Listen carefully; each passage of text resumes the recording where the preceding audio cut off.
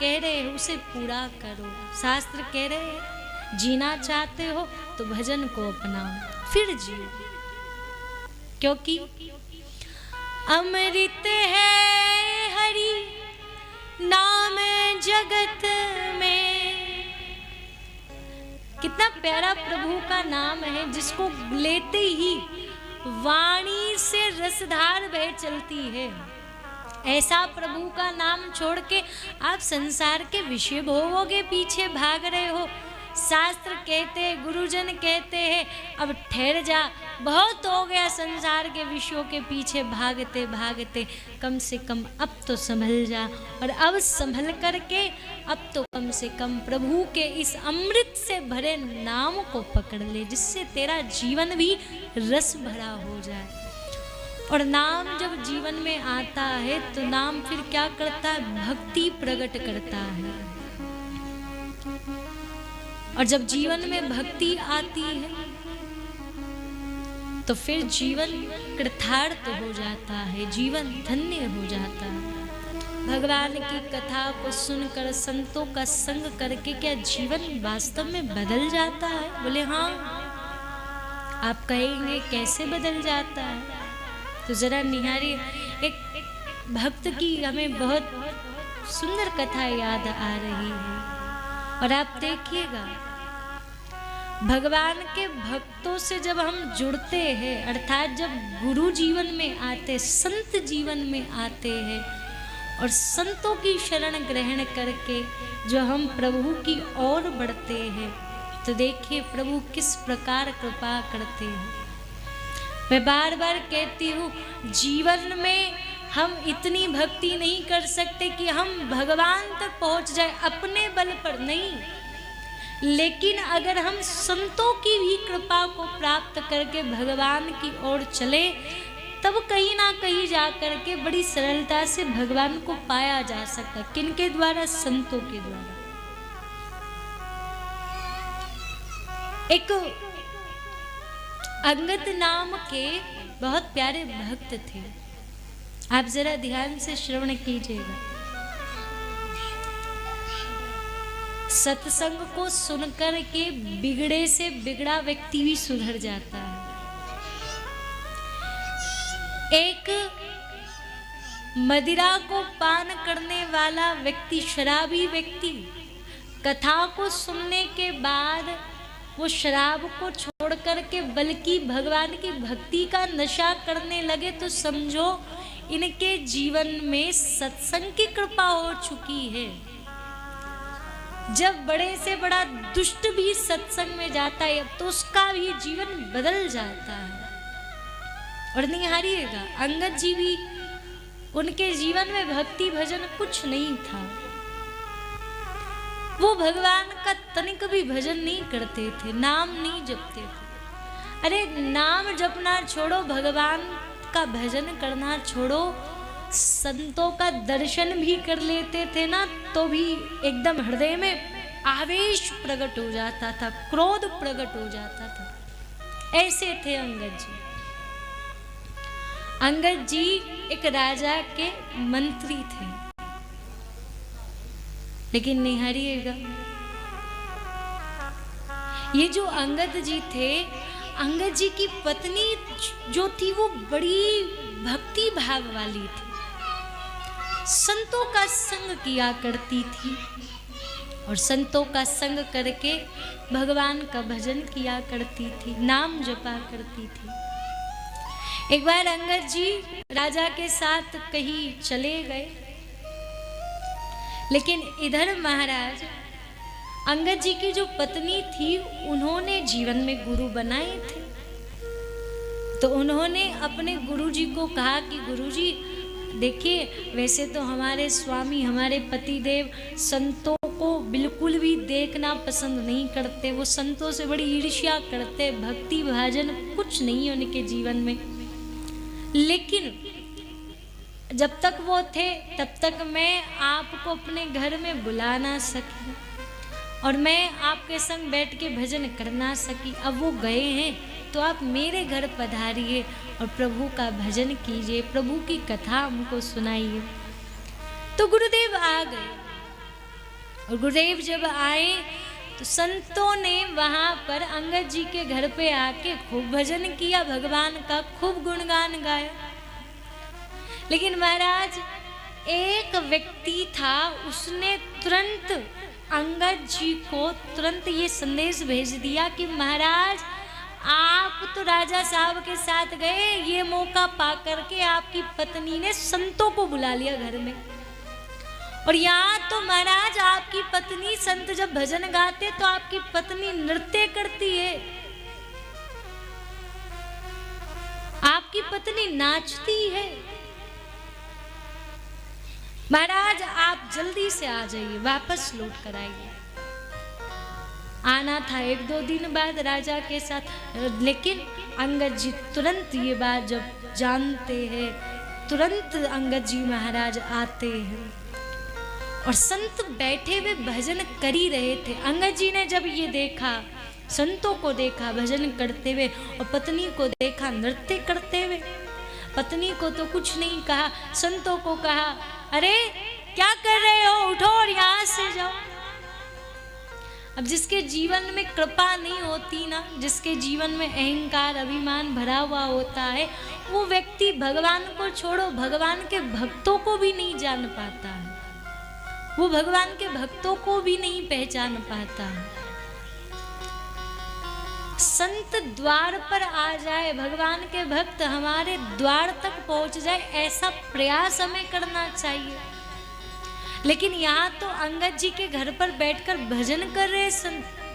और अंगद जी, उनके जीवन में तो बड़ा अभिमान था, लेकिन अंगद जी महाराज उन्होंने संतों को ना जाने कैसे कैसे अपशब्द कहे और संतों को कहा यहाँ से चले जाओ। संत वहां से चले गए। लेकिन पत्नी से अंगद जी बहुत प्रेम करते थे, उनका लगाव अपनी पत्नी के प्रति बहुत था। पत्नी को देखा, पत्नी बड़ी दुखी है, परेशान है। अंगद जी ने कहा हे देवी आप इतनी दुखी क्यों हैं? तब अंगद जी की पत्नी ने कहा सुनिए, मैं आपकी पत्नी हूं और मेरा धर्म है कि मैं आपकी सेवा करूं,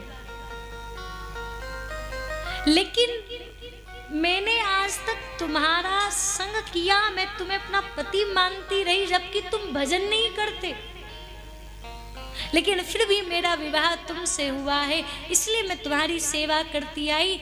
वरना तो शास्त्रों ने यहाँ तक कहा है कि चाहे कोई कितना भी खास क्यों ना हो, जिसके जीवन में संत सेवा नहीं, जिसके जीवन में भगवान का भजन नहीं, जो राम के नाम से दूर भागता हो, ऐसे व्यक्ति का मुख देखना भी महापाप है।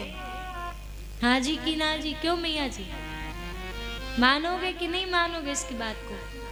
और इतना ही नहीं, जिसके जीवन में भजन ही नहीं, बल्कि महाराज जिसके कंठ में तुलसी माला नहीं, जिसके माथे पर तिलक नहीं, ऐसे व्यक्ति का मुख देखना भी महापाप माना गया है, चाहे वो कितना भी खास क्यों ना हो। ये मैं नहीं कह रही हूँ, ये शास्त्र कहते हैं, ये संत जन कहते हैं, और ये हकीकत है, ये वास्तव में सच है। अंगद जी की पत्नी कह रही है लेकिन फिर भी मैं तुम्हारी सेवा करती रही, मैं तुम्हारे साथ रही, क्योंकि मेरा धर्म है मैं तुम्हारी सेवा करूं, क्योंकि मैं तुम्हारी पत्नी हूं। लेकिन आज तो तुमने हद कर दी, मेरे गुरु का अपमान कर दिया तुमने, मेरे गुरु जी को तुमने भला बुरा कहा। मैं अपने गुरुदेव का अपमान नहीं सह सकती, इसलिए मैं तुम्हें छोड़ भी नहीं सकती, क्योंकि ये मेरा धर्म नहीं कह रहा है।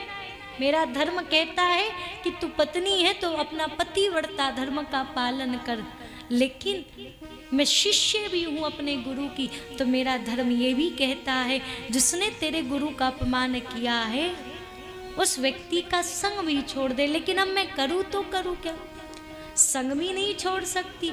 लेकिन अंगद जी की पत्नी कहती है सुनो, मैं तुम्हारे संग रहूंगी, लेकिन हाँ, मैं कभी भी तुम्हारा चेहरा नहीं देखूंगी, अब मैं तुम्हारा मुख नहीं देखूंगी।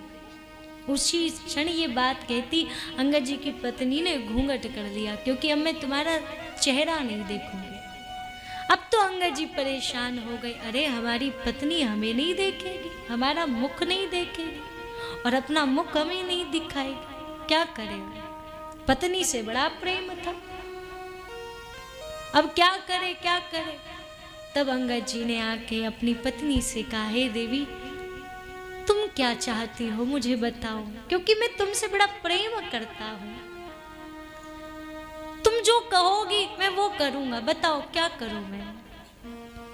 तब उसकी पत्नी ने कहा, सुनिए स्वामी, आप मेरे गुरुदेव के सामने जाके अपना अपराध स्वीकार कर लीजिए और मेरे गुरुदेव का आपने अपमान किया है उनसे जाकर के क्षमा मांगिए। और स्वामी अगर आप चाहते हैं कि आप का भी कल्याण हो तो आप भी अपने जीवन में भगवान की कृपा को प्राप्त करने के लिए आप भी अपने जीवन में भजन को अपना लीजिए, क्योंकि मैं आपकी पत्नी हूँ और पत्नी वही अच्छी है जो सिर्फ अपना ही नहीं अपने साथ साथ अपने पति का भी अपने बच्चों का भी कल्याण करा दे। वो पत्नी है, वो पत्नी नहीं हुआ करती जो खुद तो भजन करेंगी नहीं, खुद तो गुरु बनाएंगे नहीं, खुद तो भगवान का नाम जपेंगी नहीं और बच्चों से भी पति से भी भजन करने को नहीं कहेगी। वो पत्नी नहीं, उन्हें कौन है जो अपने साथ साथ अपने परिवार का भी कल्याण करे। अंगद जी की पत्नी कह रही है, इसलिए स्वामी मैं आपकी पत्नी हूँ, आप जाइए भगवान के भजन को अपना के आप भी अपना कल्याण कर लीजिए, तब जाकर के मैं आपका मुख देखूंगी। अगर आपने ये कर दिया तब मैं आपको अपना मुख दिखाऊंगी और आपका मुख देखूंगी।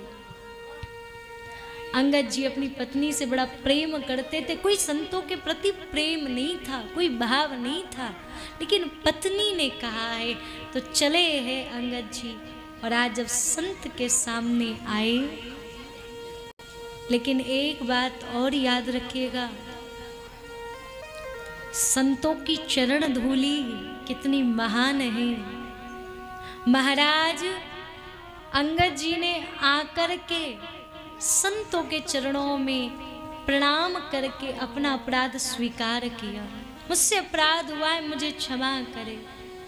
संतों ने कहा कोई बात नहीं, हम तो संत है, हम तो भगवान के सेवक है, जो मिल जाए बस स्वीकार कर लेते हैं प्रभु का प्रसाद समझ करके। शायद हमारा ही कोई अपराध रहा होगा जीवन में ऐसा कि आज हमें अपमान मिला है, ये तो कर्मों की बात है। लेकिन सुनो,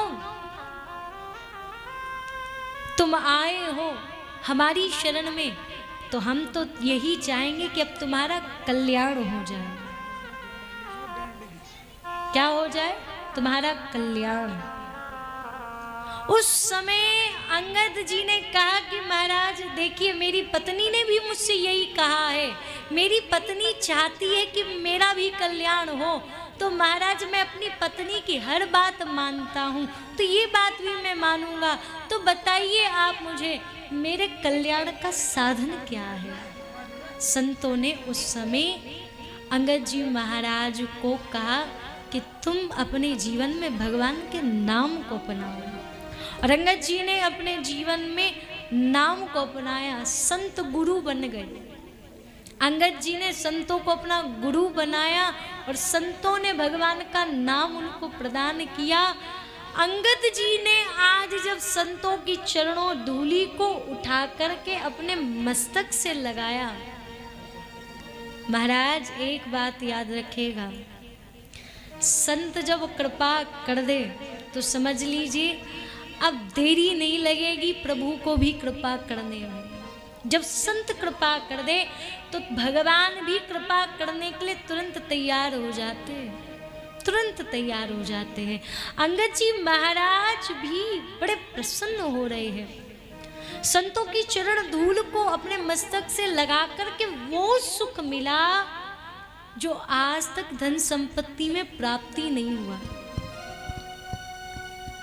अब तो हृदय से भाव निकल रहा है अंगद जी के, और भाव क्या निकल रहा है? अनबोलत मेरी वृथा जो जाने,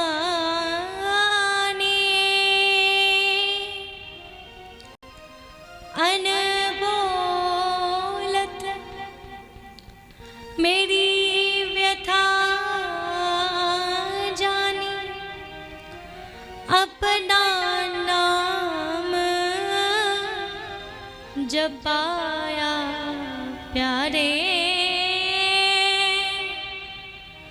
अपना नाम जपाया प्यारे।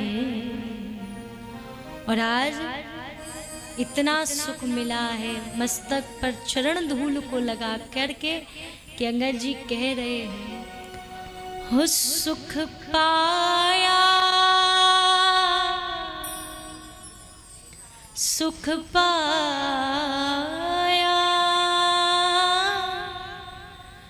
तेरी कृपा से सुख पाया, सुख पाया, सुख पाया, तेरी करुणा से सुख पाया। सुख पाया है, और ऐसा सुख जो आज तक संसार के साधनों में नहीं मिला। अंगद जी बड़े प्रसन्न हो रहे हैं, और अंगद जी महाराज को जो नाम मिला है ना, जो मंत्र मिला है, अंगद जी महाराज अब क्या करते हैं, बस उसी नाम का रटन करते रहते, उसी नाम का जाप करते रहते। और इतना ही नहीं, अंगद जी महाराज जब प्रभु का नाम रटते रहते थे, जपते रहते थे, कितनी प्यारी बात। नाम को जपने से, हमने कहा था ना, नाम जब जपोगे तो हृदय में प्रेम आएगा। कहाँ से? नाम के कारण। अंगद जी ने भी नाम जपा है, और अंगद जी ने जब नाम जपा तो अंगद जी के जीवन में भी उस नाम को जपने के कारण, संत कृपा के कारण, अंगद जी के जीवन में भी धीरे धीरे प्रभु के लिए प्रेम प्रकट होना शुरू हो गया। महाराज अंगद जी महाराज, उन्होंने जब अपने जीवन में गुरु बनाए तो उनकी पत्नी ने अंगद जी का उस दिन मुख देखा, और जब उनका मुख देखा और अपना मुख अंगद जी को दिखाया, लेकिन आज भी अंगद जी जब राजा के पास से लौट करके प्रभु का नाम जपते जपते घर की ओर आए तो महाराज उस समय अंगद जी दुखी बैठ गए, उदास होकर के बैठ गए। अंगद जी की पत्नी कह रही है, स्वामी आज आप बड़े दुखी हो, क्यों, कारण क्या है? तब अंगद जी ने कहा, देवी जानती हो, जब मैंने तुम्हारे गुरु का अनादर किया तब तुमने मुझसे कहा कि आज के बाद अब मैं तुम्हारा मुख नहीं देखूंगी। तब मुझे ऐसा लगा कि महाराज जिससे मैं इतना प्रेम करता हूँ वो कह रही कि मैं तुम्हारा कभी मुख नहीं देखूंगी, तो मैंने तुम्हारा कहना मान करके जाके संतों से क्षमा याचना करी। तुमने कहा था कि अपना कल्याण कराओ, यही मैं चाहती हूँ। मैंने अपने कल्याण के लिए तुम्हारा कहना मान के तुम्हारे गुरुदेव को अपना गुरु बनाया, उनसे दीक्षा ली। लेकिन हे देवी, तुम्हारे कारण मैंने ये सब किया था, लेकिन हे देवी सच कहूँ, जिस दिन से मैंने अपने जीवन में प्रभु के नाम को अपनाया है, संत कृपा को पाया है, उस दिन से तो अब मेरी दशा ऐसी हो चुकी है कि देवी मैं सच कहता हूँ, अब तुम चाहे मेरा मुख देखो ना देखो, मैं तुम्हारा मुख देखो ना देखो, अब मुझे कोई फर्क नहीं पड़ता। अब तो हृदय में एक ही चाह है कि अब अपने श्याम सुंदर का मुख देख लूं। ये भाव हृदय में बार बार जागता है, ये भाव हृदय में बार बार उत्पन्न होता है। मैं सच कह रहा हूं, अब तुम्हारे लिए जो प्रेम था ना वो नहीं रहा। अब तो बस एक ही इच्छा है, अब तो बस एक ही तमन्ना है, और बस वो तमन्ना सिर्फ इतनी सी है, तमन्ना यही है कि सिर को झुका लो।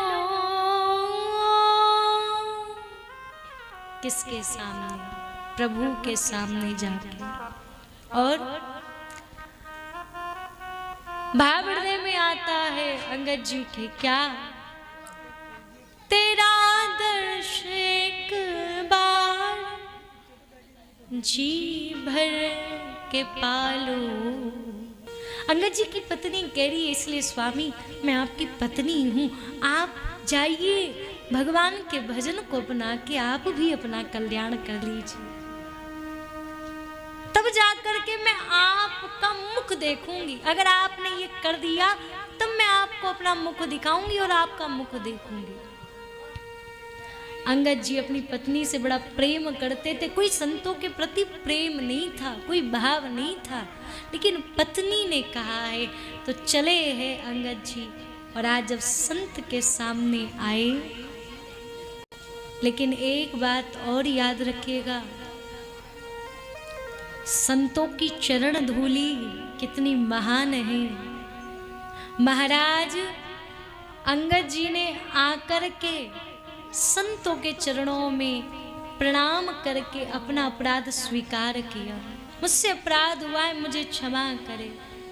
संतों ने कहा कोई बात नहीं, हम तो संत हैं, हम तो भगवान के सेवक हैं, जो मिल जाए बस स्वीकार कर लेते हैं प्रभु का प्रसाद समझ करके।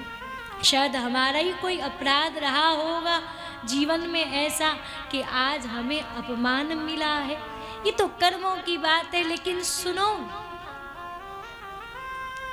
तुम आए हो हमारी शरण में तो हम तो यही चाहेंगे कि अब तुम्हारा कल्याण हो जाए। क्या हो जाए? तुम्हारा कल्याण। उस समय अंगद जी ने कहा कि महाराज देखिए, मेरी पत्नी ने भी मुझसे यही कहा है, मेरी पत्नी चाहती है कि मेरा भी कल्याण हो, तो महाराज मैं अपनी पत्नी की हर बात मानता हूँ, तो ये बात भी मैं मानूंगा। तो बताइए आप मुझे, मेरे कल्याण का साधन क्या है? संतों ने उस समय अंगद जी महाराज को कहा कि तुम अपने जीवन में भगवान के नाम को अपनाओ। और अंगद जी ने अपने जीवन में नाम को अपनाया, संत गुरु बन गए। अंगद जी ने संतों को अपना गुरु बनाया और संतों ने भगवान का नाम उनको प्रदान किया। अंगद जी ने आज जब संतों की चरणों धूली को उठा करके अपने मस्तक से लगाया, महाराज एक बात याद रखेगा, संत जब कृपा कर दे तो समझ लीजिए अब देरी नहीं लगेगी प्रभु को भी कृपा करने में।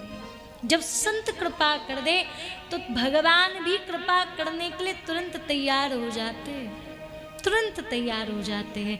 अंगद जी महाराज भी बड़े प्रसन्न हो रहे हैं। संतों की चरण धूल को अपने मस्तक से लगा करके वो सुख मिला जो आज तक धन संपत्ति में प्राप्ति नहीं हुआ। अब तो हृदय से भाव निकल रहा है अंगद जी के, और भाव क्या निकल रहा है? अनबोलत मेरी वृथा जो जाने,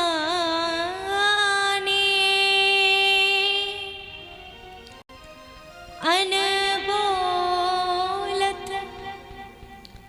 मेरी व्यथा अपना नाम जपाया प्यारे, अपना नाम जब पाया प्यारे। और आज इतना सुख मिला है मस्तक पर चरण धूल को लगा करके कि अंगद जी कह रहे हैं, हो सुख पाया, सुख पाया,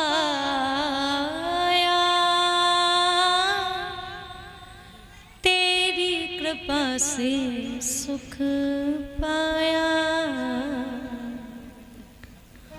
सुख पाया, सुख पाया,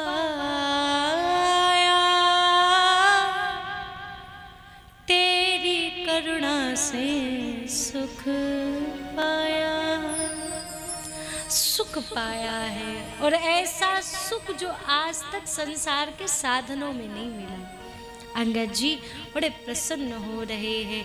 और अंगद जी महाराज को जो नाम मिला है ना, जो मंत्र मिला है, अंगद जी महाराज अब क्या करते हैं, बस उसी नाम का रटन करते रहते, उसी नाम का जाप करते रहते। और इतना ही नहीं, अंगद जी महाराज जब प्रभु का नाम रटते रहते थे, जपते रहते थे, कितनी प्यारी बात। नाम को जपने से, हमने कहा था ना, नाम जब जपोगे तो हृदय में प्रेम आएगा। कहाँ से? नाम के कारण। अंगद जी ने भी नाम जपा है, और अंगद जी ने जब नाम जपा तो अंगद जी के जीवन में भी उस नाम को जपने के कारण, संत कृपा के कारण, अंगद जी के जीवन में भी धीरे धीरे प्रभु के लिए प्रेम प्रकट होना शुरू हो गया।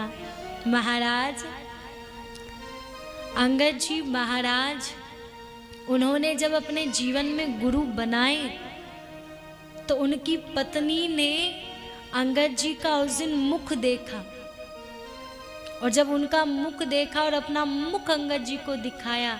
लेकिन आज भी अंगद जी जब राजा के पास से लौट करके प्रभु का नाम जपते जपते घर की ओर आए तो महाराज उस समय अंगद जी दुखी बैठ गए, उदास होकर के बैठ गए।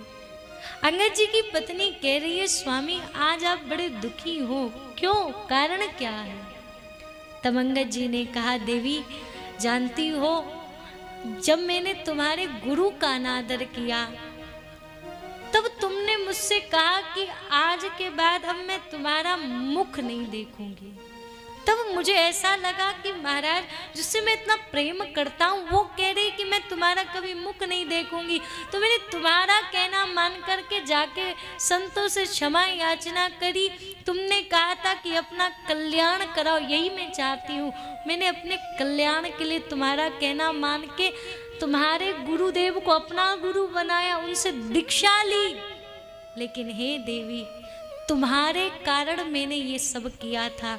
लेकिन हे देवी, सच कहूँ, जिस दिन से मैंने अपने जीवन में प्रभु के नाम को अपनाया है, संत कृपा को पाया है, उस दिन से तो अब मेरी दशा ऐसी हो चुकी है कि देवी मैं सच कहता हूँ, अब तुम चाहे मेरा मुख देखो ना देखो, मैं तुम्हारा मुख देखूं ना देखूं, अब मुझे कोई फर्क नहीं पड़ता। अब तो हृदय में एक ही चाह है कि मैं अपने श्याम सुंदर का मुख देख लूं। ये भाव हृदय में बार बार जागता है, ये भाव हृदय में बार बार उत्पन्न होता है। मैं सच कह रहा हूं, अब तुम्हारे लिए जो प्रेम था ना वो नहीं रहा। अब तो बस एक ही इच्छा है, अब तो बस एक ही तमन्ना है, और बस वो तमन्ना सिर्फ इतनी सी है, तमन्ना यही है कि सिर को झुका लो। किसके सामने? प्रभु के सामने जाके।